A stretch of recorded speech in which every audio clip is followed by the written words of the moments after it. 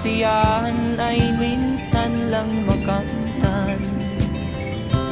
O buhay,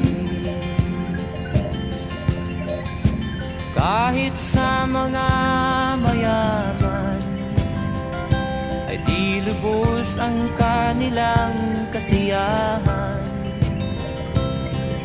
Sa buhay ng mahirap ay gayon din, lalo pat kay dami mong mga utang. O buhay,